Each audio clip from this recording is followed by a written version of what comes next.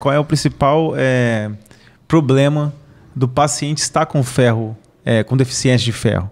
Ou também quando ele está com excesso de ferro? Vamos sempre pegar esses dois ganchos, o baixo e o alto. Geralmente a carência de ferro está relacionada à alimentação, né, baixa em ferro, né, então baixa ingesta de proteínas. A gente vê muito no paciente vegano ou vegetariano, né, que já não ingere carne vermelha, por exemplo.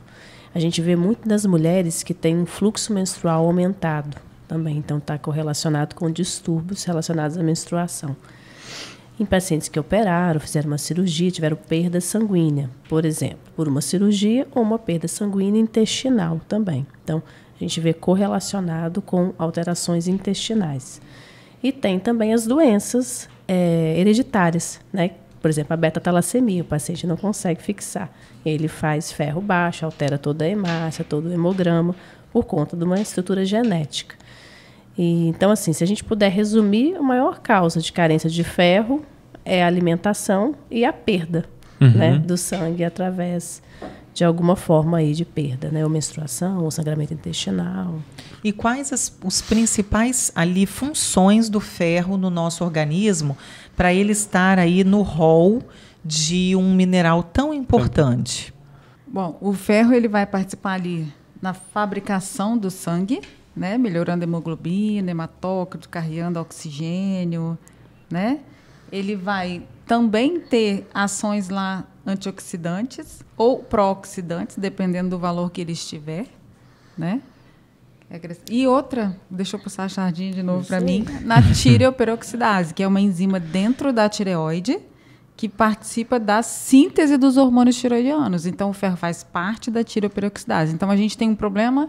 Quando o ferro está baixo, a gente pode começar a ter alteração do TSH.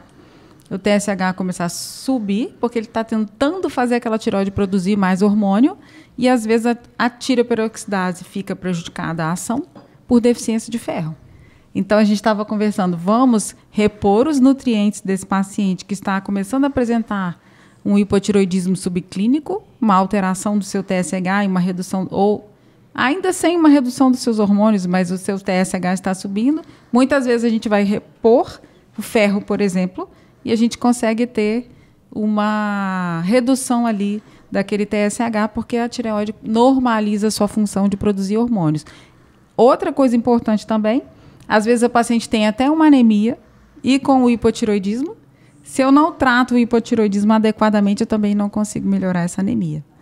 Então, você vê como que as coisas são complexas e estão interligadas, né? Totalmente interligadas, né? E assim, quando vocês vão falando, a gente vai fazendo conexões, né? Porque cada um desses problemas que você acabou de falar seriam prescritos para esses clientes, para esses pacientes, um medicamento diferente, né? Em vez de você olhar as taxas desses elementos, desses minerais nos pacientes para você repor através de uma suplementação personalizada, eles iriam prescrever na maioria dos casos, na prática clínica, você começa a prescrever medicamento em cima de medicamento. E um medicamento vai puxando outro medicamento, e quando você vai ver lá, a pessoa já está com 4, 5, 6, 7 medicamentos diferentes, sendo que ele poderia corrigir isso tudo com a suplementação. Isso, né? Aí, ele faz uma hipofunção nutricional. Não é nem uma hipofunção real, por exemplo, da carência de T3.